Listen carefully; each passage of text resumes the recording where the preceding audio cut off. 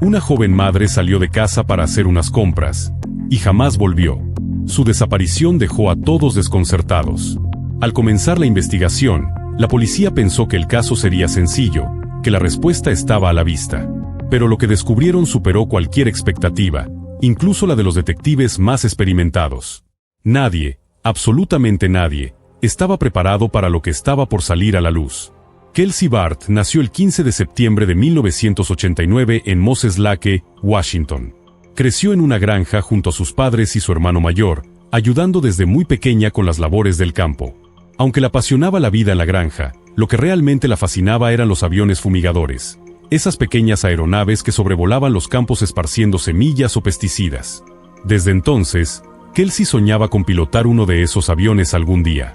Al graduarse de la preparatoria, se inscribió en una universidad local con el objetivo claro de convertirse en piloto.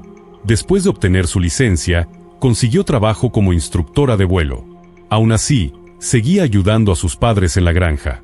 Enseñar a volar y colaborar en casa mantenían su vida ocupada, pero había un sueño aún más fuerte en su corazón: formar una familia. En 2016, cuando tenía 27 años, ese sueño comenzó a tomar forma.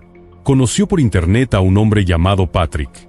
Desde el inicio, la conexión fue inmediata. Él también era agricultor y compartía su deseo de tener una familia numerosa. Después de varios meses de conversación, Kelsey tomó una decisión importante: mudarse a Colorado para estar con él. Poco tiempo después, se comprometieron. Ya instalada, consiguió empleo como instructora de vuelo en una prestigiosa escuela de aviación, especializada en entrenar a futuros pilotos militares. Era una gran oportunidad, pero tenía un inconveniente: la escuela estaba a casi 110 kilómetros de la granja de Patrick. Para facilitar su vida laboral, Kelsey rentó una pequeña casa en un lugar llamado Woodland Park. Estaba más cerca de su trabajo, pero lo suficientemente cerca de Patrick para seguir viendo a su pareja con frecuencia. Aunque vivían separados, hacían todo lo posible por pasar tiempo juntos. Su relación avanzaba rápido. A inicios de 2017, Kelsey descubrió que estaba embarazada. Meses después, nació su pequeña hija. Todo indicaba que el sueño de Kelsey finalmente se estaba haciendo realidad. Sin embargo, poco después del nacimiento de su hija, la relación con Patrick empezó a deteriorarse. Él comenzó a mostrarse distante, frío, desinteresado. Ya no parecía tener el mismo entusiasmo por su vida en común. A pesar de todo, Kelsey no se dio por vencida. Estaba decidida a salvar su relación y luchó con todas sus fuerzas para mantener unida a su familia. El 22 de noviembre de 2018, Día de Acción de Gracias, Kelsey tenía planes para cocinar la cena. Esa misma mañana, llamó a su mamá. Conversaron sobre los preparativos y Kelsey mencionó que iría al supermercado a comprar los ingredientes. Durante los días siguientes, envió algunos mensajes, pero de pronto, el silencio. Dejó de responder. Al principio, su madre pensó que estaría ocupada. Después de todo, Kelsey tenía trabajo y una bebé a la que cuidar. Pero con cada día que pasaba, la preocupación crecía. Casi una semana entera había transcurrido sin saber nada de ella. Alarmada, su madre contactó al hermano mayor de Kelsey, esperando que él tuviera noticias, pero tampoco había sabido nada.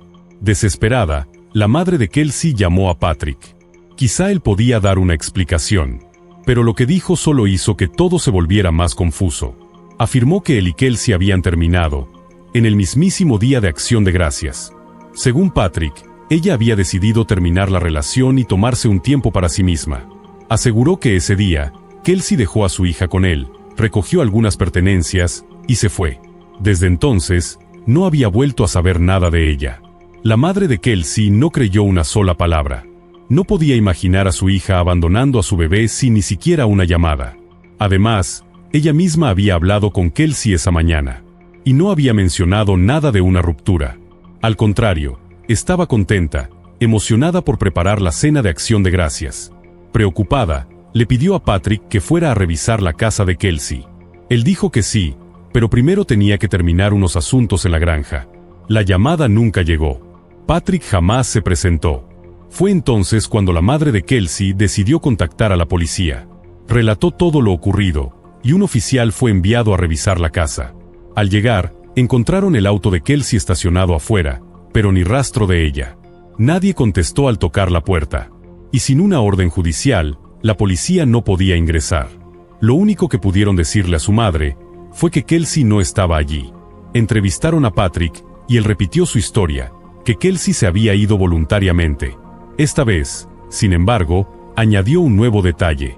Afirmó que ella había tomado algunas de sus pertenencias, incluyendo su arma de fuego. Eso fue lo que Patrick aseguró cuando la policía le preguntó sobre Kelsey. Según él, en los días previos a su desaparición, Kelsey se había comportado de forma extraña. Dijo que estaba preocupado, que temía que hubiera hecho algo drástico. La policía solicitó acceso a la casa de Kelsey, y lo que encontraron adentro solo generó más preguntas.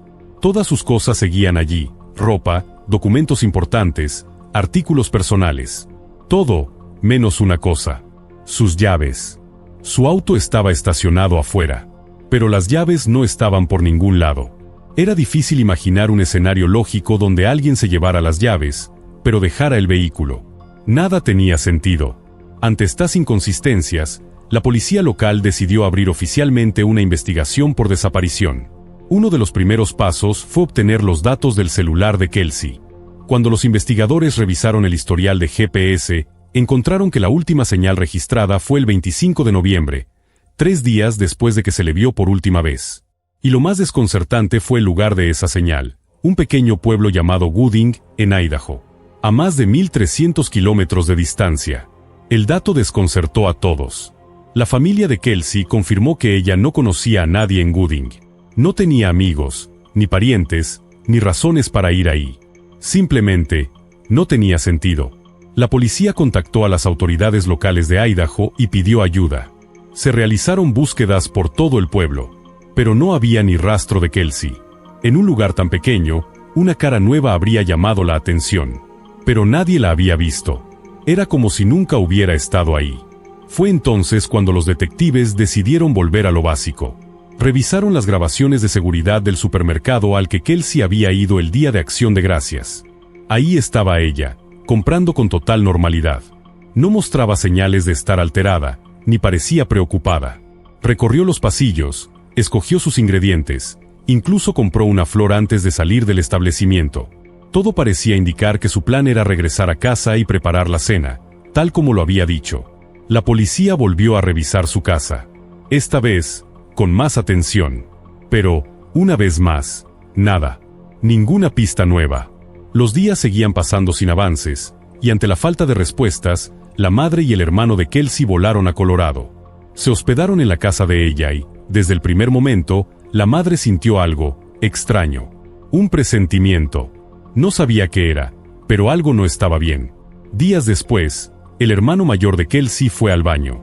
Mientras lo usaba, notó algo rojo en el interior del inodoro. Se inclinó para mirar más de cerca, y se dio cuenta de lo que era. Parecía sangre. Llamó de inmediato a la policía. Los análisis lo confirmaron: era sangre humana. Ese fue solo el principio. Los investigadores ya habían registrado la casa una vez. Pero aquella revisión había sido superficial. Esta vez, decidieron hacer una búsqueda forense más exhaustiva. Usaron luminol, una sustancia química que revela rastros de sangre incluso si han sido limpiados meticulosamente. Lo que encontraron fue aterrador. Rociaron luminol en el baño, y la escena se iluminó como si fuera una pesadilla. Había sangre en todas partes, en las paredes, en el piso, en las juntas de los azulejos. Todo había sido limpiado, sí, pero no lo suficiente como para ocultarlo del luminol. La escena se repitió en la sala.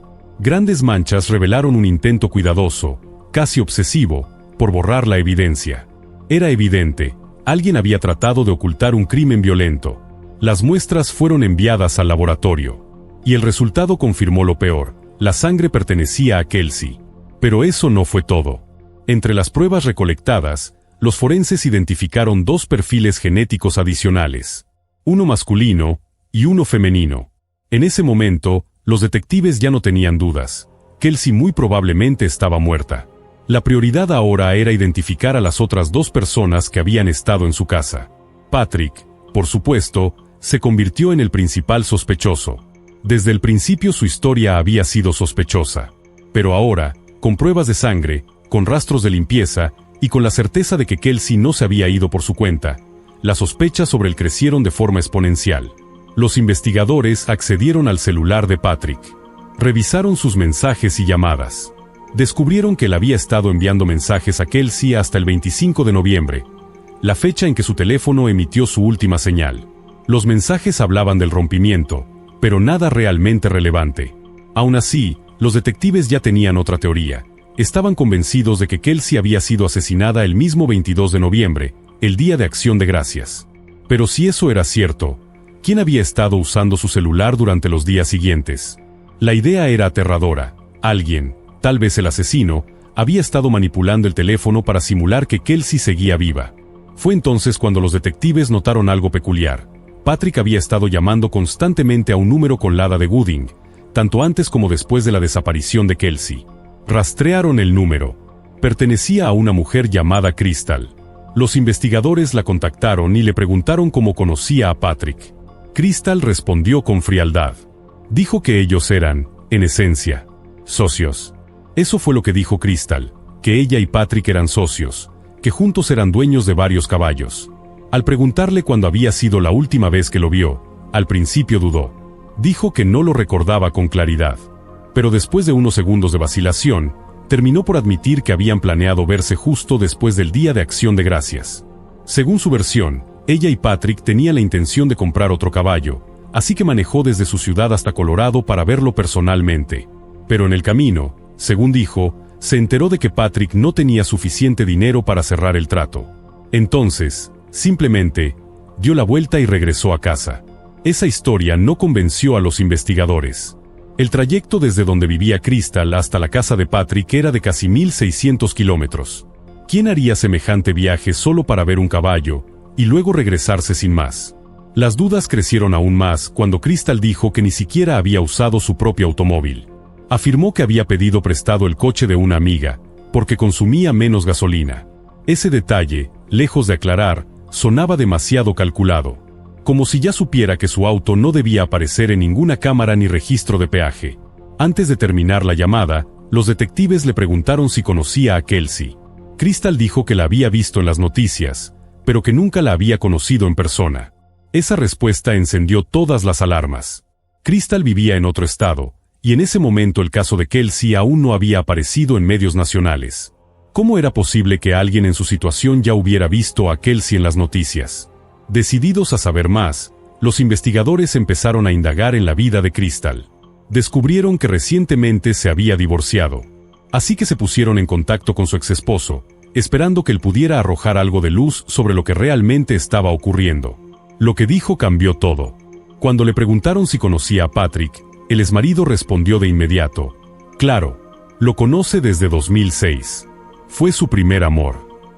Reveló que, durante años, Crystal y Patrick habían tenido una relación intermitente, pero que nunca habían perdido contacto. Y más aún, según él, su aventura nunca terminó, ni siquiera después de casarse con ella. Aseguró que Crystal seguía viéndose con Patrick en 2017, justo el mismo año en que Patrick se comprometió con Kelsey. Pero eso no fue lo más perturbador. El exesposo también reveló que Crystal le había mentido sobre dónde estuvo después de Acción de Gracias. Al principio le dijo que fue a visitar a unas amigas entre el 24 y el 25 de noviembre, pero, tras ser contactada por la policía, finalmente confesó, había estado en Colorado. Luego, otro detalle inquietante salió a la luz. El 4 de diciembre, Crystal le pidió a su ex que la acompañara a comprar un celular nuevo. Dijo que había perdido el suyo. Para los investigadores, esa fecha no era una coincidencia. El 4 de diciembre fue el mismo día en que ellos confiscaron el teléfono de Patrick. Con toda esta información, ya había suficiente evidencia para solicitar una muestra de ADN. Viajaron a Idaho y se presentaron ante Crystal. Ella accedió a dar la muestra, pero se negó rotundamente a responder cualquier pregunta. Mientras esperaban los resultados del laboratorio, la policía localizó a la amiga que le había prestado el coche a Crystal para su viaje a Colorado. Ella accedió a que examinaran el vehículo. También mencionó que, dentro del coche, guardaba una pistola. Cuando los investigadores revisaron el arma, se encontraron con algo alarmante: faltaba una bala del cargador.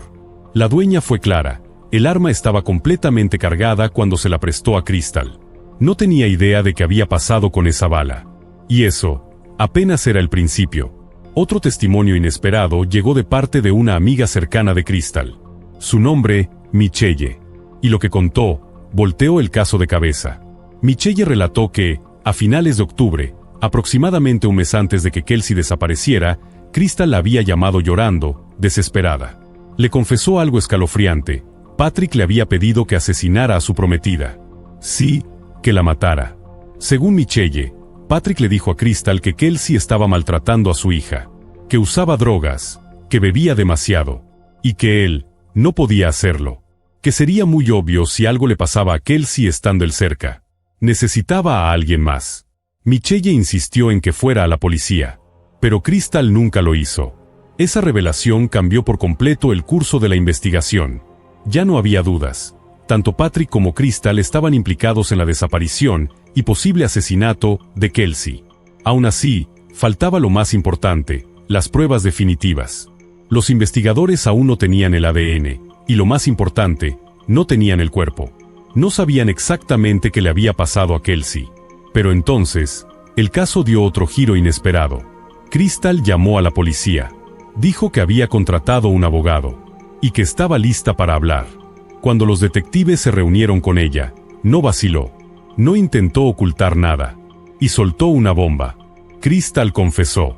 Dijo que Patrick había asesinado a Kelsey, y que ella lo había ayudado, limpiando la escena del crimen. Según su relato, Patrick había estado planeando el asesinato durante meses. Pero desde el principio, su intención era que fuera Crystal quien lo ejecutara. Tal como le había contado a Michelle, él la presionó, la manipuló, la convenció de que Kelsey era una amenaza para su hija. Y Crystal le creyó. Crystal dijo que, según Patrick, deshacerse de Kelsey era la única salida, la única manera de solucionar todo. Y ella aceptó ayudarlo. 2 meses antes de la desaparición de Kelsey, comenzaron a planear el crimen. Su primera idea parecía simple. Crystal, que era enfermera y tenía fácil acceso a medicamentos, envenenaría el café favorito de Kelsey. Sería algo rápido, sin violencia. Pero había un problema: Crystal y Kelsey nunca se habían conocido. Para resolver eso, idearon una historia de portada. Crystal se haría pasar por una nueva vecina que acababa de mudarse al vecindario. En septiembre, puso el plan en marcha. Compró el café favorito de Kelsey, fue hasta su casa y tocó la puerta. Cuando Kelsey abrió, intercambiaron unas palabras cordiales. Crystal le entregó el café y se despidió. Pero no lo había envenenado. No pudo hacerlo. Solo quería verla, conocerla. Y así, el primer intento falló. El siguiente plan de Patrick fue más directo. Crystal debía conducir hasta su granja, recoger un tubo de metal que él había preparado, ir a casa de Kelsey y matarla. Condujo casi 1.600 kilómetros, recogió el tubo y se estacionó frente a la casa de Kelsey. Pero otra vez, no pudo. Se quedó en el auto por un rato, y luego se marchó. Patrick no se rindió. Su tercer plan fue idéntico al anterior, con una sola diferencia: esta vez no era un tubo, era un bate de béisbol. Crystal volvió a manejar todo el trayecto, recogió el arma y se acercó a la casa de Kelsey. Pero, una vez más, no pudo hacerlo. Simplemente no fue capaz. Fue entonces cuando Patrick entendió que si quería a Kelsey muerta, tendría que hacerlo él mismo. Según la confesión de Crystal, todo ocurrió la tarde del Día de Acción de Gracias. Patrick fue a casa de Kelsey con un plan retorcido. Le dijo que había comprado varias velas aromáticas con olores navideños y que quería que jugaran un juego. Kelsey debía vendarse los ojos e intentar adivinar el aroma de cada una. Kelsey aceptó. No tenía motivos para sospechar. No imaginaba lo que venía. En cuanto Patrick le cubrió los ojos con la venda, tomó el bate de béisbol y la mató. Lo más aterrador de todo es que su pequeña hija, de apenas 1 año, estaba en la habitación de al lado. Presenció, sin saberlo, el asesinato de su madre. Después, Patrick metió el cuerpo de Kelsey en un gran contenedor de plástico y lo cargó en la cajuela de su auto. Luego, como si nada hubiera pasado, recogió a su hija y condujo hacia la casa de su familia para la cena de Acción de Gracias. Mientras los demás reían, comían y brindaban alrededor de la mesa, el cuerpo de Kelsey yacía a pocos metros, escondido en su auto. Terminada la cena, Patrick se dirigió a un pueblo llamado Creek. Había rentado un granero ahí, y dejó el cuerpo de Kelsey escondido durante varios días. Esa misma noche llamó a Crystal. Le dijo que tenía que venir, que había que limpiar el desastre. No hacía falta decir más. Crystal entendió perfectamente, Kelsey estaba muerta. Intentando cubrir sus huellas, Crystal pidió prestado nuevamente el auto de su amiga. Creyó que eso podría despistar a la policía si alguna vez investigaban su ruta. Juntó productos de limpieza industrial y se puso en camino a Colorado. Mientras conducía, Patrick la volvió a llamar. Esta vez tenía una petición específica, que tuviera mucho cuidado, porque no encontraba uno de los dientes de Kelsey. No quería que apareciera por accidente, mucho menos frente a su familia. Cuando Crystal entró a la casa de Kelsey, lo que vio la dejó helada. Sangre en todas partes. Paredes, piso, incluso el techo. Pasó más de 4 horas limpiando. Usó todo tipo de químicos, pero algunas manchas simplemente no desaparecían. Juntó todo lo que había tocado sangre, trapos, toallas, esponjas, y los metió en bolsas de basura que cargó a su auto.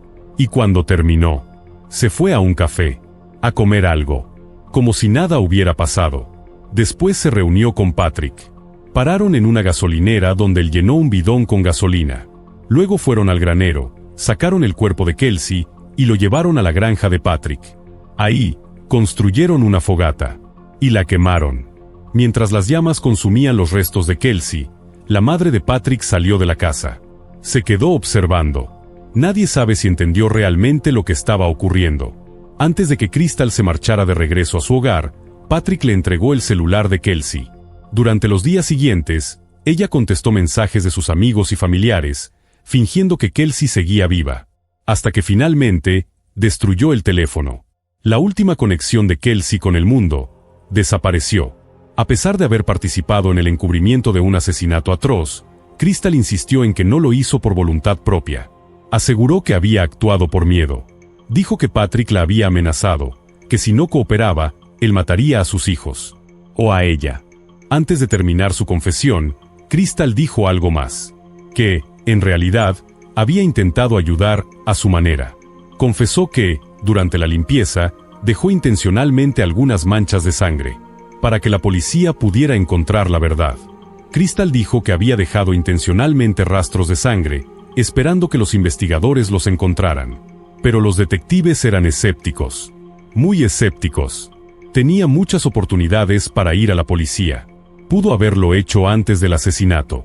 Pudo haber impedido que Patrick ejecutara el crimen. Pero no lo hizo. No solo lo permitió, estuvo dispuesta a hacerlo ella misma en al menos 3 ocasiones distintas. Y después, cuando Patrick finalmente mató a Kelsey, tampoco habló. La ayudó a encubrir el crimen. Limpió la escena, ocultó el cuerpo, y engañó a los seres queridos de Kelsey fingiendo que todo estaba bien. La verdad es que su confesión no fue producto de la culpa, ni de la conciencia. Fue una estrategia legal. Su abogado le recomendó que cooperara a cambio de un trato con la fiscalía. Un acuerdo que eliminaría todos los cargos, excepto uno: manipulación de pruebas por destruir el teléfono de Kelsey. A pesar de su confesión detallada, la policía necesitaba evidencia física sólida para llevar el caso a juicio. Ya habían registrado la granja de Patrick una vez, pero no encontraron nada. Esta vez, con la ayuda de Crystal, regresaron. Ella los llevó directamente al lugar exacto donde habían quemado el cuerpo de Kelsey. Patrick se había asegurado de cubrirlo todo con cuidado. Los investigadores tuvieron que excavar entre capas de tierra y cenizas. Eventualmente, los forenses encontraron restos calcinados de un cuerpo, pero casi nada quedaba que pudiera usarse para una prueba de ADN. Solo una pieza, un diente. Era el mismo diente que Crystal había mencionado durante la limpieza. Pero estaba tan dañado por el fuego que era imposible confirmar, de forma definitiva, que pertenecía a Kelsey. Sin embargo, entonces llegó el punto de quiebre. Los resultados del laboratorio por fin estaban listos. El ADN encontrado en la casa de Kelsey coincidía con 2 perfiles, Patrick y Crystal. Era lo que necesitaban. Patrick fue arrestado y acusado de asesinato en primer grado. Pasó los siguientes años tras las rejas mientras los fiscales construían el caso. Nunca admitió nada. Jamás mostró remordimiento. Según la fiscalía, Patrick tenía múltiples motivos para querer a Kelsey muerta. Su relación estaba rota. Ya no quería estar con ella. Pero tenían una hija, y eso lo ataba. No podía simplemente marcharse. Así que, en su mente retorcida, decidió eliminarla. Otro posible motivo era financiero. Patrick enfrentaba problemas económicos graves y estaba al borde de perder parte de su negocio agrícola. Los investigadores creen que eso también pudo influir en su decisión de asesinar a Kelsey. Aunque no lograron identificar un solo motivo determinante, el caso contra Patrick era contundente. Había pruebas irrefutables. Una de las más importantes surgió de su propio teléfono.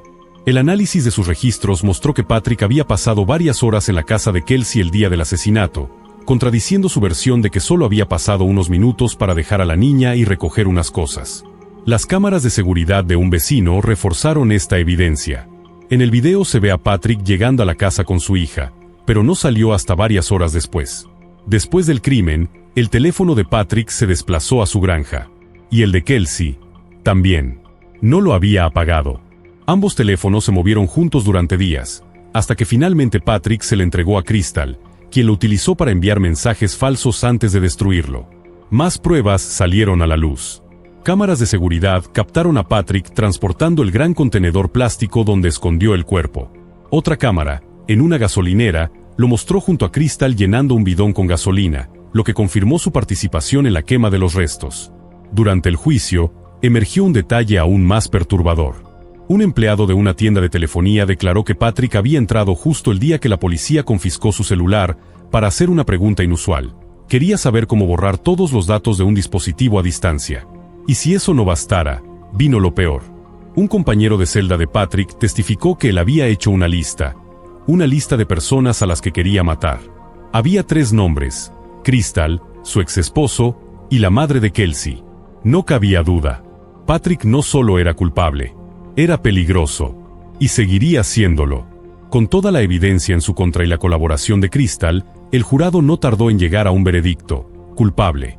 Fue sentenciado a cadena perpetua sin posibilidad de libertad condicional, más 156 años adicionales. En cuanto a Crystal, su acuerdo con la fiscalía le dio una sentencia increíblemente benévola: solo 3 años de prisión. Pero incluso eso fue reducido por el juez a 18 meses, con posibilidad de libertad anticipada tras cumplir apenas 1. Al final, cumplió muy poco tiempo.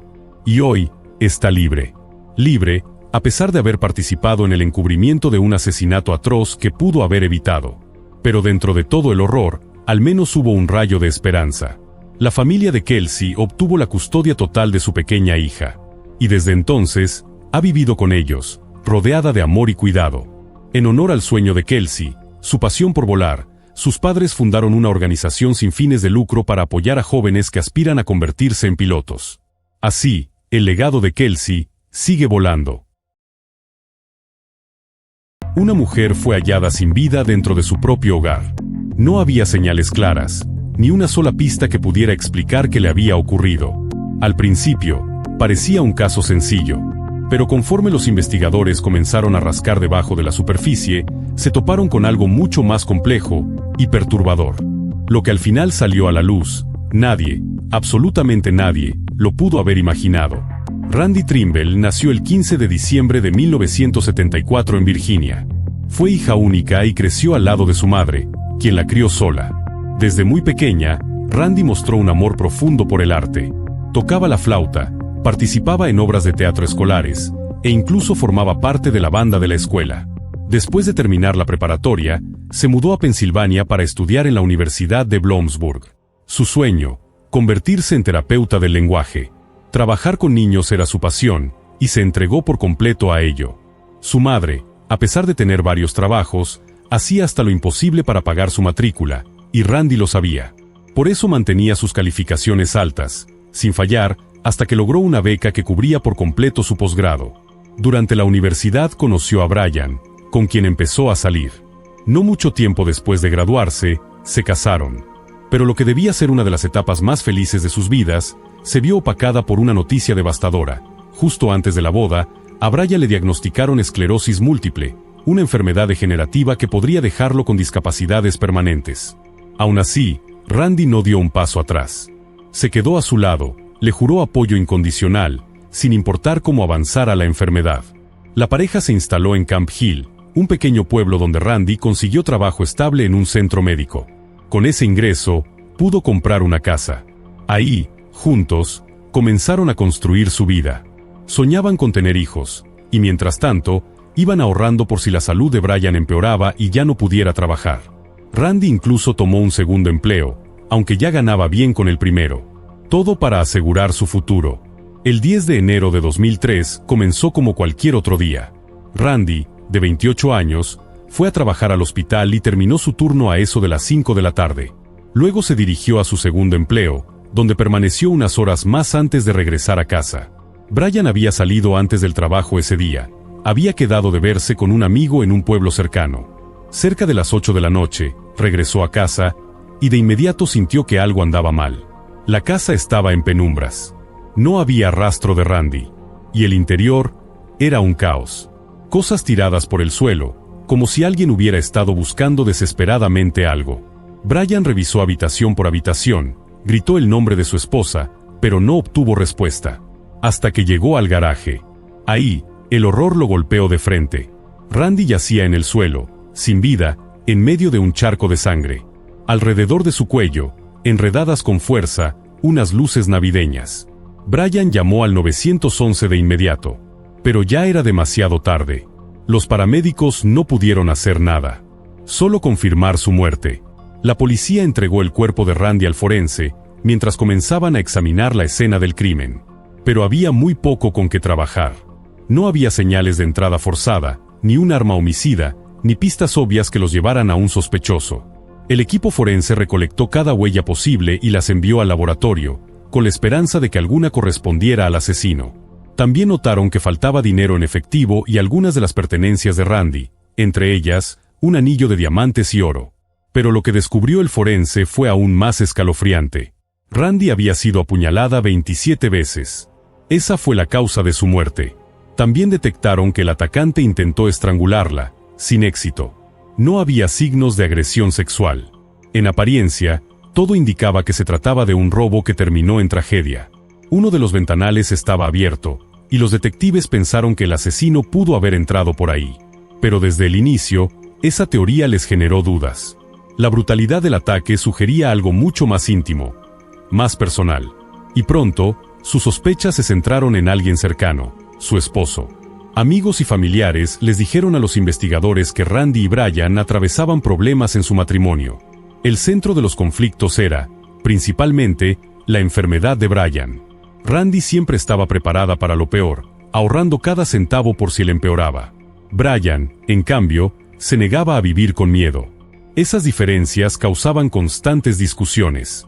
Para la policía, aquello ya era suficiente para considerarlo un posible motivo. Sin embargo, muy pronto se dieron cuenta de que Brian tenía una coartada sólida. El forense determinó que la hora de la muerte fue alrededor de las 7:30 de la tarde. En ese preciso momento, Brian se encontraba en otra ciudad, reunido con un amigo. La policía investigó, y efectivamente, estaba en una cafetería, con varios clientes y empleados que confirmaron su presencia. No había forma de que hubiera manejado hasta casa, cometido el crimen y regresado sin ser notado. El pueblo donde Brian se reunió con su amigo quedaba a casi una hora de distancia. Para la policía, eso fue suficiente para descartarlo como sospechoso. La familia de Randy también lo defendió con firmeza. Estaban seguros, él jamás habría sido capaz de hacerle daño. Y, siendo honestos, ni los mismos detectives creían que tuviera la fuerza física para cometer un crimen tan violento. Aunque la enfermedad apenas comenzaba a manifestarse, Brian ya batallaba con tareas físicas sencillas. Con él fuera de la lista, los investigadores se vieron obligados a explorar otras posibilidades. Pero el caso era una pesadilla, no había pruebas sólidas. El equipo forense no encontró huellas útiles, ni ADN, ni absolutamente nada que les diera una dirección clara. Así que decidieron volver al punto de partida, el círculo más cercano a Randy. Continuaban convencidos de que el motivo era personal. Hablaron con amigos, compañeros de trabajo, vecinos, pero nadie podía imaginar que alguien quisiera hacerle daño. Randy no tenía enemigos. En los últimos años, se había dedicado por completo a su familia. Las semanas pasaban. No había avances. Ninguna pista firme. Ningún sospechoso concreto. Y fue entonces cuando los detectives, frustrados, regresaron a donde habían empezado, Brian. Sí, su coartada era sólida. Pero ciertos detalles después del asesinato comenzaron a levantar sospechas. Poco tiempo después de la muerte de Randy, Brian se mudó a otra ciudad, más cerca de su familia. Empezó a faltar constantemente al trabajo, y lo más extraño, cortó todo contacto con la madre de Randy, aunque antes eran muy unidos. Pero lo que más llamó la atención fue su manera de gastar dinero. De un día para otro, Brian compró una televisión nueva, un Xbox, llenó su nuevo departamento con muebles costosos y se hizo de cosas que, claramente, no necesitaba. Sus amigos intentaron hablar con él, pero Brian se limitaba a decir, el duelo sale caro. También mencionó que esperaba recibir pagos del seguro, uno por el robo de las joyas y otro por la muerte de Randy. Mientras tanto, decía que estaba usando los ahorros que habían juntado entre los dos. El comportamiento de Brian levantaba más de una ceja. Pero mientras su coartada siguiera firme, la policía no podía hacer mucho. Así que decidieron ir más a fondo. Fueron a su lugar de trabajo y hablaron con sus compañeros. Brian trabajaba en el área de sistemas de una aseguradora. Y fue ahí donde, finalmente, obtuvieron algo interesante. Una mujer que lo conocía bien les dijo a los investigadores que Brian solía hablar con frecuencia sobre los problemas en su matrimonio. Según ella, se quejaba de que Randy era demasiado controladora, que no le permitía disfrutar su vida, que revisaba cada gasto, cada centavo. Al parecer, todo se había vuelto tan tenso, que unas semanas antes de la muerte de Randy, Brian les confesó que pensaba pedirle el divorcio. Pero luego, algo cambió. De pronto comenzó a decir que todo estaba bien, que ya no pensaba separarse. Antes de terminar la entrevista, aquella mujer le sugirió que hablaran con alguien más. Un compañero del trabajo con quien Brian tenía una relación muy cercana, Blan. Blan también trabajaba en el área de IT. Se llevaban de maravilla gracias a su afición compartida por los videojuegos y las películas de terror. Incluso, Blan había escrito el guión de una película de bajo presupuesto que soñaba con filmar algún día. Algo estilo el proyecto de la bruja de Blair. A Brian le encantó la idea. Hablaban del tema todo el tiempo, en cada descanso, en cada café. Pero otro compañero notó algo inusual. En las semanas previas al asesinato, todo eso se detuvo. Ya no hablaban de películas, ni de videojuegos. Ahora sus conversaciones eran breves y en voz baja, como si no quisieran que nadie más los escuchara. Para los detectives, eso encendió las alarmas. Empezaron a sospechar que Blan podría saber algo sobre la muerte de Randy.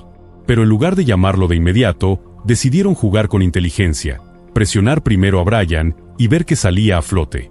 Mantuvieron el contacto con él bajo el pretexto de aclarar detalles menores.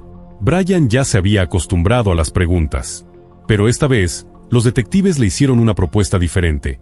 Querían que los acompañara a la escena del crimen y que los guiara, paso a paso, por todo lo que ocurrió esa noche. Brian aceptó. Y fue entonces cuando las cosas empezaron a desmoronarse. Mientras caminaba por la casa y describía cómo había encontrado a Randy, su relato comenzó a mostrar grietas. La primera vez que habló con la policía, había dicho que no tocó el cuerpo, que llamó al 911 inmediatamente. Pero ahora aseguraba que había sostenido su mano, incluso que la abrazó. Había otros detalles pequeños, pero importantes, que no coincidían con su testimonio original. Para los detectives, era una señal clara, algo no encajaba. Desde ese momento, no lo soltaron. No tanto para obtener nuevas pistas, sino para mantenerlo nervioso. Le hicieron sentir que estaba bajo vigilancia constante. Intervinieron su teléfono. Lo siguieron a todas partes. Y se aseguraron de que lo supiera. Todo eso era solo el principio del siguiente paso en su estrategia. A principios de mayo, 5 meses después del asesinato de Randy, la policía volvió a citar a su esposo para un nuevo interrogatorio. Esta vez, no iban a andarse con rodeos. Frente a frente, le pusieron todas sus sospechas sobre la mesa. Le señalaron su comportamiento extraño tras el crimen, las inconsistencias en su relato, los gastos desmedidos, los testimonios de sus compañeros de trabajo, todo. Y entonces, uno de los detectives lanzó una frase que cambió por completo el tono de la conversación. Sabemos que tú no mataste a Randy, pero también sabemos que sabes quién lo hizo. Fue ahí cuando la estrategia dio resultado. Después de un largo silencio, Brian miró a su madre, que estaba sentada junto a él, y le pidió que saliera de la sala. Una vez solos con los detectives, dijo que estaba listo para contar toda la verdad, siempre y cuando no le aplicaran la pena de muerte. La policía aceptó el trato. Y entonces, Brian empezó a hablar. Confesó que las cosas entre él y Randy ya estaban mal desde hacía tiempo, que ella siempre quería tener el control, sobre todo cuando se trataba del dinero, que sentía que no podía comprarse nada sin que ella lo cuestionara. Esa frustración, dijo, Llevaba años creciendo dentro de él. Fue entonces cuando se hizo muy amigo de Blan. Y juntos se obsesionaron con un proyecto, una película de terror que Blan había escrito y que soñaban con filmar. Brian quería formar parte de todo. Incluso ayudó a escribir parte del guión. La historia trataba de 5 amigos que se aventuraban a hacer una caminata por los montes Apalaches. En el trayecto, encontraban un pueblo minero abandonado, y sin querer, liberaban el espíritu vengativo de un hombre muerto que empezaba a cazarlos uno por uno. Blan y Brian ya tenían todo listo para comenzar el rodaje. Pero había un gran problema: el dinero. Aunque era una película de bajo presupuesto, necesitaban al menos $10,000 para cubrir sueldos, equipo y gastos generales. Blan no tenía esa cantidad. Así que Brian se ofreció a financiar el proyecto con los ahorros que él y Randy habían juntado, los mismos que ella guardaba en caso de que su salud empeorara. El plan era simple: harían la película, atraerían la atención de algún estudio importante, ganarían dinero, y luego Brian repondría todo con intereses. Pero Randy se negó. No confiaba en invertir tanto dinero en algo tan riesgoso. Además, le parecía peligroso que Brian, con su condición, participara en un rodaje que implicaba pasar días enteros en medio de las montañas, fuera del alcance de cualquier ayuda médica. Al final, Brian tuvo que renunciar al proyecto, y Blan no se lo tomó nada bien. Aún así, Blan siguió adelante por su cuenta. Consiguió el dinero de otras formas, contrató actores y se fue a los Apalaches a filmar. Durante una semana entera, no paró de grabar. Según todos los que participaron, estaba emocionado, entusiasmado, parecía vivir su sueño. Pero en realidad, todo se estaba derrumbando. Para financiar la película, Blan había reventado todas sus tarjetas de crédito, incluyendo las de su esposa. Ella no supo nada, hasta que empezaron a llegar las facturas. Cuando descubrió que había acumulado más de $18,000 en deudas, lo dejó. Se fue llevándose a su hijo recién nacido. Aún así, Blan seguía convencido de que la película arreglaría todo. Pero ahora no tenía ni un peso para editarla, mucho menos para promocionarla. El proyecto estaba muerto. Fue ahí cuando Brian volvió a aparecer. Seguía queriendo formar parte de la película y ahora estaba más que dispuesto a financiar su lanzamiento. Pero había un obstáculo: Randy. Y entonces ocurrió lo impensable. Entre los dos comenzaron a idear un plan. ¿Cómo podían acceder a los ahorros de Randy? ¿Cómo podían usar ese dinero, sin que ella estuviera en el camino? La respuesta fue tan espantosa como sencilla: había que matarla. Durante los meses siguientes, Brian y Blan trabajaron en lo que creían sería el crimen perfecto. Inspirados por las mismas películas de terror que tanto amaban, armaron su plan paso a paso. La idea era fingir que Randy había muerto durante un robo. Eso, además, activaría el seguro por las joyas robadas. Pero no era todo. También esperaban cobrar $100,000 del seguro de vida de Randy. Lo más importante era que Brian no cayera como sospechoso. El día del asesinato, los dos salieron temprano del trabajo y fueron juntos a la casa. Allí, destrozaron el lugar para montar la escena. Luego, Brian se fue a un pueblo cercano para encontrarse con un amigo y así establecer su coartada. Blan se quedó en la casa, esperando. Cuando Randy entró, Blan la atacó. Primero intentó estrangularla con un cable, pero Randy peleó. Luchó con todo lo que tenía. Y entonces, Blan tomó un cuchillo y la apuñaló una y otra vez. Después del ataque, escapó. Se deshizo de los guantes de hule que había usado para no dejar rastros. Una hora más tarde, Brian regresó y llamó a la policía, fingiendo haber encontrado el cuerpo de su esposa. Antes de terminar su confesión, Brian dijo que se había sorprendido por la brutalidad de su amigo, que unos días después del asesinato, cuando se reunieron, Blan le contó todo con lujo de detalle, y que aquello lo hizo sentir enfermo. Cuando los detectives le preguntaron cómo pudo hacerle algo así a su propia esposa, una mujer que lo había cuidado, que había planeado un futuro con él, Brian respondió con una calma escalofriante: solo quería ahorrarle el dolor que habría sentido si me divorciaba de ella. Con esa respuesta, Brian fue arrestado y enviado a prisión mientras esperaba su juicio. Pero para los investigadores, el caso aún no estaba resuelto. Ahora enfrentaban un nuevo reto: encontrar pruebas sólidas que vincularan a Blan con el asesinato. Porque el testimonio de Brian, por sí solo, no era suficiente. Consiguieron una orden para registrar el auto de Blan.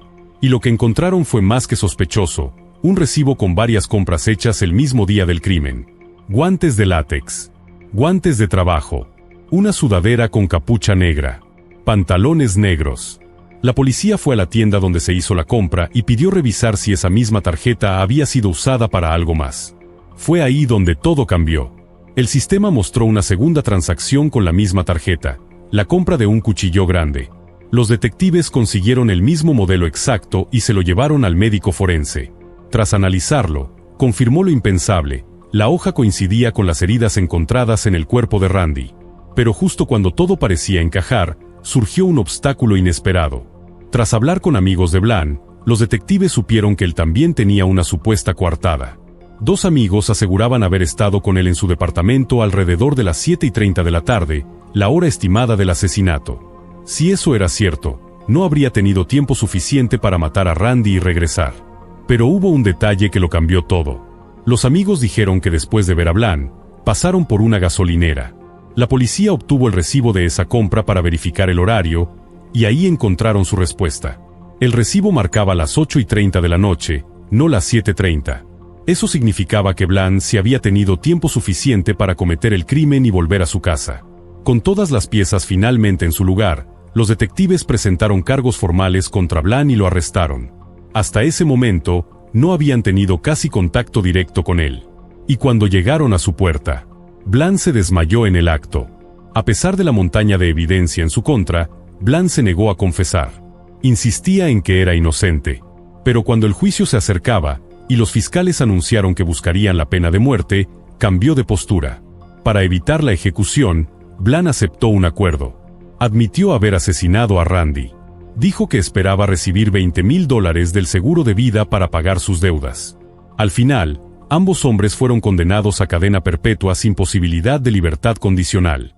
Y hasta el día de hoy, permanecen tras las rejas.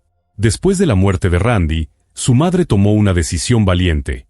Fundó una organización sin fines de lucro dedicada a ayudar a víctimas de violencia doméstica.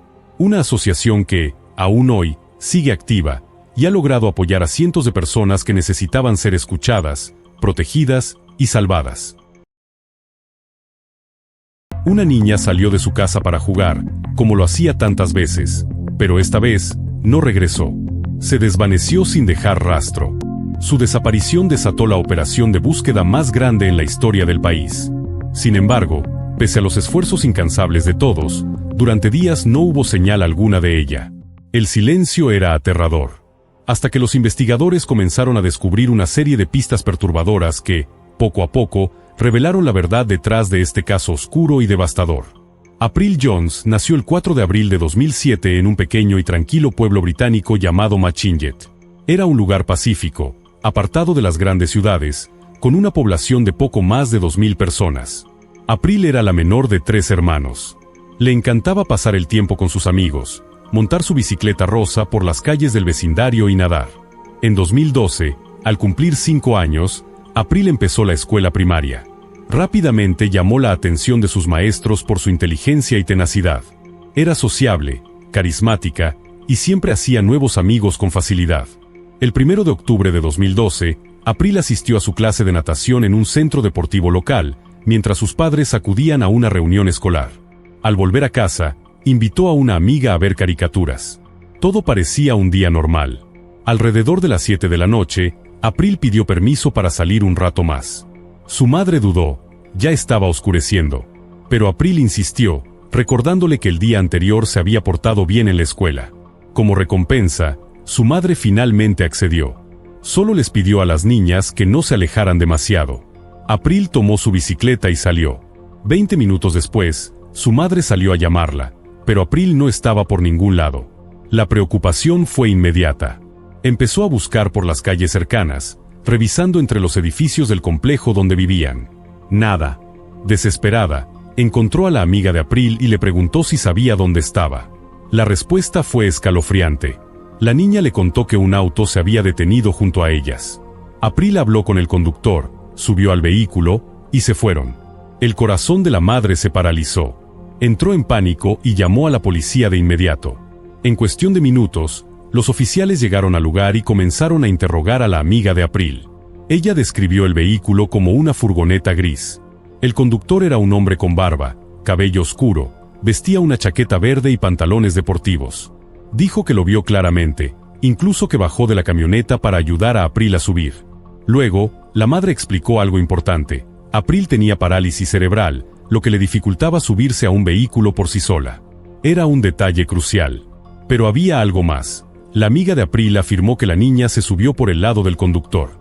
Eso llamó la atención de inmediato. En el Reino Unido, los vehículos tienen el volante en el lado derecho. Esto indicaba que la camioneta podría tener el volante al lado izquierdo, un detalle inusual, pero clave. Todo apuntaba a un secuestro.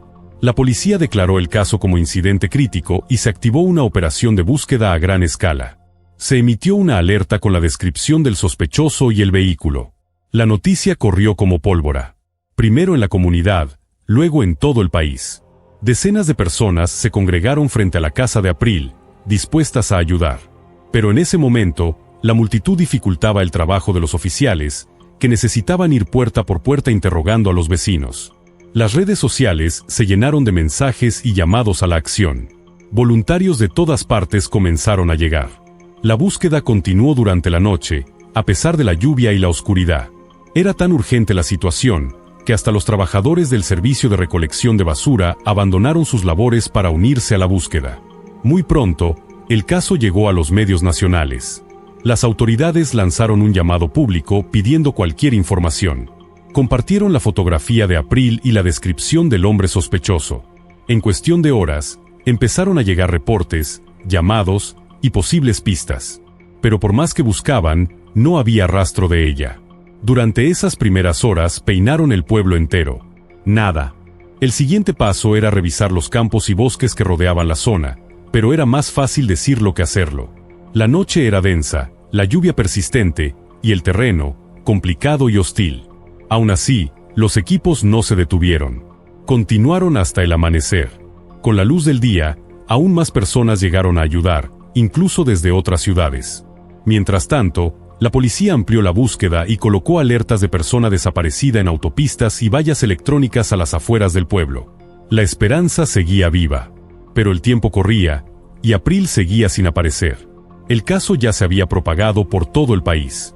La policía recibía llamadas sin parar, miles de pistas llegaban cada hora, pero la mayoría no llevaban a ningún lado. Sin embargo, esa mañana, un nombre comenzó a repetirse una y otra vez. Un nombre mencionado por varios testigos. Un residente local, Mark Brille, de 46 años. Rápidamente se convirtió en una persona de interés, y había buenas razones para ello. En primer lugar, coincidía con la descripción física del sospechoso. En segundo lugar, era uno de los pocos en la zona que manejaba un vehículo con el volante a la izquierda. Pero la señal más alarmante fue un testimonio que colocaba el auto de Brille cerca del vecindario de April justo en el momento de su desaparición. Los investigadores empezaron a indagar en su pasado, y lo que descubrieron los dejó inquietos. Brille tenía un historial delictivo extenso. Aunque la mayoría de sus delitos eran considerados menores o moderados, había sido arrestado varias veces por agresiones, robos y por conducir sin licencia. No era un hombre confiable. La policía rastreó varias direcciones donde podría estar escondido. Enviaron patrullas a todos los puntos al mismo tiempo, pero ni Brille ni su vehículo aparecían. Fue entonces cuando ocurrió un giro inesperado. Un helicóptero policial lo localizó caminando a su perro, no muy lejos de su casa. Pero lo que llamó la atención no fue su ubicación, fue su comportamiento. Durante casi media hora el helicóptero sobrevoló su posición, y Brille no levantó la vista ni una sola vez. Ni curiosidad, ni nerviosismo. Nada. Momentos después, un oficial se le acercó y le pidió que se identificara. Brille dijo su nombre, y enseguida añadió, «Sé de qué se trata esto». Entonces vino la pregunta que todos estaban esperando. ¿Dónde está April? Su respuesta fue tan inmediata como desconcertante. Fue un accidente. La atropellé con mi coche. En ese momento, fue arrestado y llevado a la estación de policía.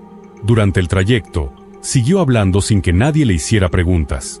Dijo que no sabía dónde estaba April, que había tenido un apagón mental. Según él, tras atropellarla accidentalmente, la encontró inconsciente. Entró en pánico, la subió al coche y trató de darle primeros auxilios, pero nada funcionó. Afirmó que luego su mente se quedó en blanco durante horas y que, cuando volvió en sí, el cuerpo de April ya no estaba. Brille aseguró que pasó toda la noche buscándola, caminando por los campos y los bosques. También afirmó que no sabía quién era ella hasta ver su rostro en las noticias al día siguiente. Pero los detectives no creyeron ni una palabra. Había demasiadas contradicciones. La más evidente, la amiga de April. Ella había visto todo. Recordaba claramente a April hablando con el conductor, subiendo voluntariamente a la camioneta con su ayuda, completamente consciente. Pero Brille insistía en que la atropelló y la cargó inconsciente. Sus versiones simplemente no coincidían. Después, estaba su supuesto apagón. Difícil de creer por sí solo. Pero lo que lo hacía aún más sospechoso era lo que hizo después del crimen. Brille se afeitó la cabeza y la barba. Un intento evidente de cambiar su apariencia. Estaba tratando de no ser reconocido. A pesar de esto, él seguía con la misma historia. Cuando se le confrontó con las contradicciones, cambió su versión ligeramente. Ahora decía que estaba borracho ese día, y que eso explicaría su pérdida de memoria.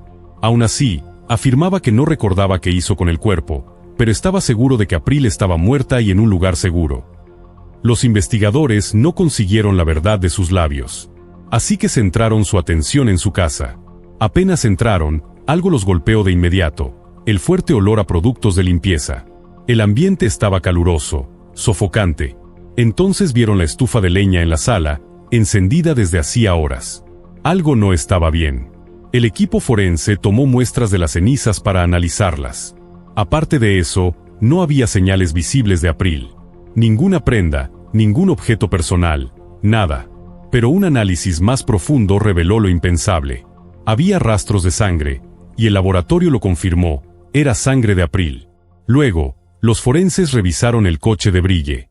Si su versión era cierta, si había atropellado accidentalmente a la niña, tenía que haber algún rastro. Pero no encontraron nada. Ni sangre en el interior, ni daño alguno en la carrocería. Ninguna evidencia que respaldara su historia. Y entonces llegó el resultado más desgarrador, los restos de la estufa.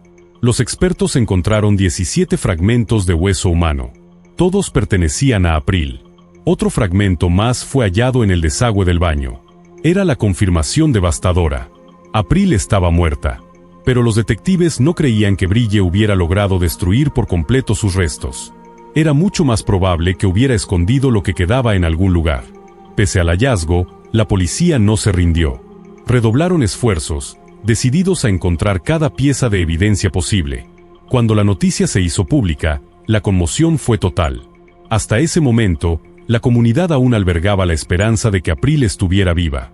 Pero ahora, el foco de la búsqueda había cambiado por completo. Cientos de voluntarios y agentes de policía ya no buscaban a una niña desaparecida, ahora buscaban sus restos. Querían encontrarla, aunque fuera demasiado tarde, para que su familia pudiera darle un último adiós.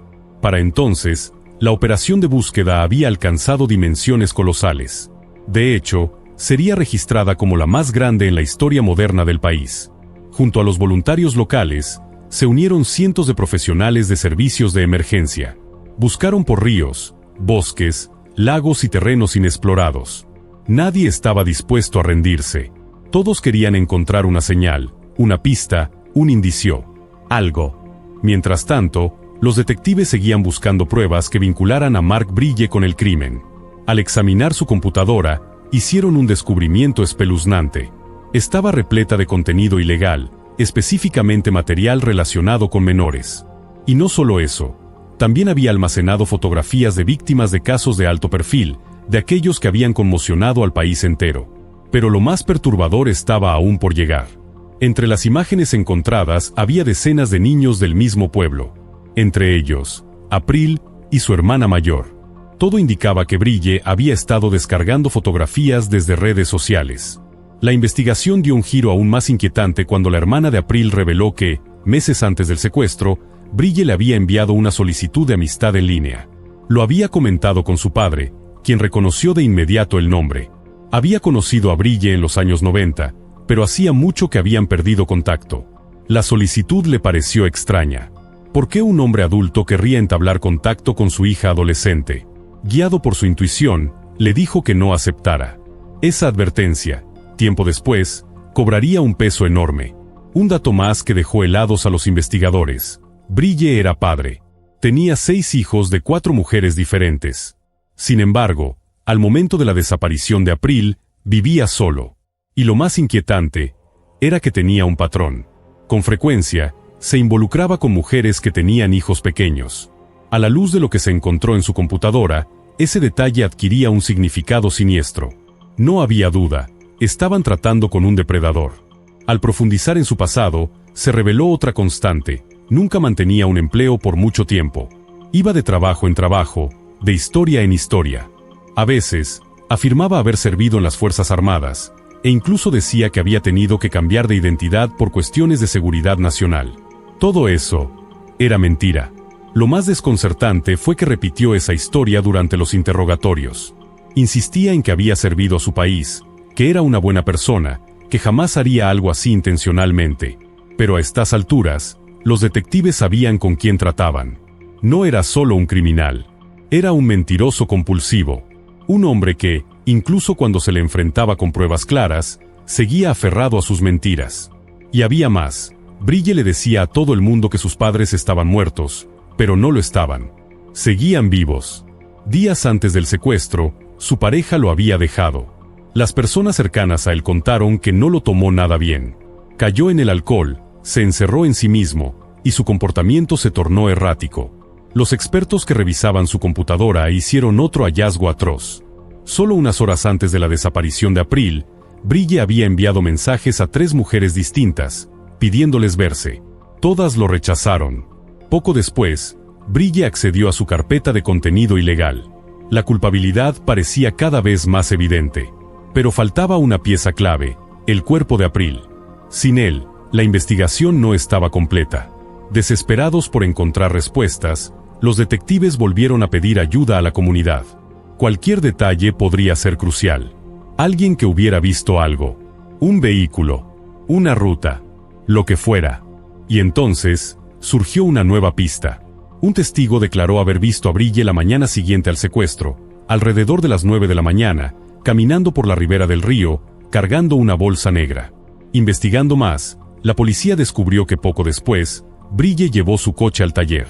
Los mecánicos lo recordaban bien. Su comportamiento era extraño. Para ese punto, todo el pueblo sabía de la desaparición de April. Las emociones estaban a flor de piel.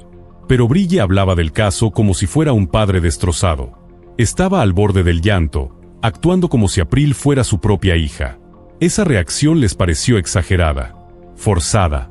Algo no cuadraba. Con esta nueva pista, los equipos de búsqueda concentraron sus esfuerzos en la zona del río. Peinaron cada rincón. Pero, nada. Ni una huella. Ni una prenda. Ni un rastro. Fue entonces cuando los detectives tomaron una decisión dolorosa, pero inevitable. A pesar de no haber recuperado su cuerpo, las pruebas eran demasiado abrumadoras. Cargaron a Mark Brille con el cargo de asesinato. Con la sangre de April encontrada en su casa, la policía reconstruyó lo que creían que había sucedido. Según su teoría, Brille había logrado atraer a April hasta su vehículo con algún pretexto, y después, se la llevó. De regreso en su casa, Mark Brille cometió un acto atroz. Abusó de April, y luego la asesinó. Después, comenzó a deshacerse de su cuerpo. Los investigadores descubrieron que Brille había trabajado en un matadero. Sospechaban que había utilizado esos conocimientos para desmembrar el cuerpo de April antes de incinerar parte de sus restos en la estufa de leña. Pero los expertos forenses fueron claros. No había forma de que se hubiera deshecho de todo. Eso significaba que el resto tenía que estar escondido en algún lugar. Con el caso avanzando, Brille fue recluido en prisión mientras esperaba el juicio, previsto para los próximos meses. Mientras tanto, los equipos de búsqueda no pensaban rendirse. Aunque el clima empeoraba y las pistas se agotaban, continuaban. Su objetivo era claro: encontrar los restos de April. La fiscalía estaba segura de que podría lograr una condena, incluso sin el cuerpo. Pero aún así, se negaban a abandonar la búsqueda. En total, los equipos peinaron más de 60 kilómetros cuadrados, aproximadamente 37 millas cuadradas, cubriendo cada rincón donde los restos de April pudieran haber sido escondidos. Pero no encontraron nada. Al final, los padres de April no tuvieron otra opción que darle sepultura únicamente a los fragmentos hallados en la casa de Brille. Para honrar su memoria, colocaron también algunas de sus pertenencias en el ataúd. Cientos de personas asistieron al funeral, muchos viajando desde otras ciudades solo para despedirse. Durante esos largos días de angustia, April se había convertido en parte de cada familia del pueblo. Y ahora, todos debían dejarla ir. En enero de 2013, 3 meses después del crimen, Mark Brille se presentó ante el juez. Se declaró no culpable de asesinato, pero, al mismo tiempo, admitió que probablemente era responsable de la muerte de April. Durante el juicio, se aferró a su historia, que había atropellado a April por accidente, a pesar de la abrumadora evidencia que decía lo contrario. Siguió insistiendo en que no recordaba dónde había escondido sus restos. Y, como si fuera poco, seguía pintándose como un buen hombre, alguien que solo quería ayudarla tras el supuesto accidente. El juicio se extendió hasta finales de mayo. Y finalmente, el jurado emitió su veredicto: culpable. Mark Brille fue sentenciado a cadena perpetua sin posibilidad de libertad condicional. Una condena extremadamente rara en el Reino Unido. Después del juicio, fue trasladado a una nueva prisión, donde otro recluso lo atacó. Lo apuñaló varias veces con un arma improvisada. Las heridas no fueron fatales, pero dejaron claro que ni siquiera dentro de prisión, Brille estaba a salvo. Años después de la condena, los detectives siguieron intentando obtener respuestas. Volvieron a interrogarlo, con la esperanza de que, por fin, revelara dónde había dejado el cuerpo de April. Pero Brille no se movió ni un centímetro. Siempre insistió en que no recordaba nada. Hasta que, inesperadamente, surgió un nuevo testimonio. Otro interno aseguró que Brille le había confesado haber arrojado los restos de April al río cercano a su casa. Pero los investigadores no lo creyeron. Si una bolsa con restos humanos hubiera sido lanzada al agua, lo más probable es que hubiera salido a flote. Y considerando que los equipos ya habían rastreado el río con exhaustividad durante kilómetros, parecía altamente improbable que esa confesión fuera cierta. Un año después de la sentencia, el gobierno local tomó una decisión contundente. Compraron la casa de Brille. Y en noviembre de 2014, la demolieron. Cientos de vecinos, incluidos los padres de April, se reunieron para observar cómo derribaban esa casa, el lugar donde les arrebataron a su hija. Pero la tragedia no terminó ahí. En 2018, la familia de April enfrentó otro golpe desgarrador. Su padre enfermó gravemente y sufrió pérdida parcial de memoria. Al recuperar la conciencia en el hospital, comenzó a preguntar por qué April no había ido a visitarlo. Su esposa, entre lágrimas, tuvo que darle la noticia otra vez. Tuvo que contarle, una vez más, que su hija ya no estaba. En un cruel giro del destino, tuvo que revivir el dolor por segunda vez. Desde 2013, la búsqueda de los restos de April no se ha reanudado. La policía ha dicho que están dispuestos a reiniciarla si aparece nueva información. Pero hasta ahora, no ha habido ningún avance. Han pasado más de 12 años desde que April fue arrebatada. Y los detectives admiten que las posibilidades de encontrarla son casi nulas. La herida sigue abierta. La historia de April no se ha olvidado. Y su comunidad, su familia, su país, siguen esperando justicia completa.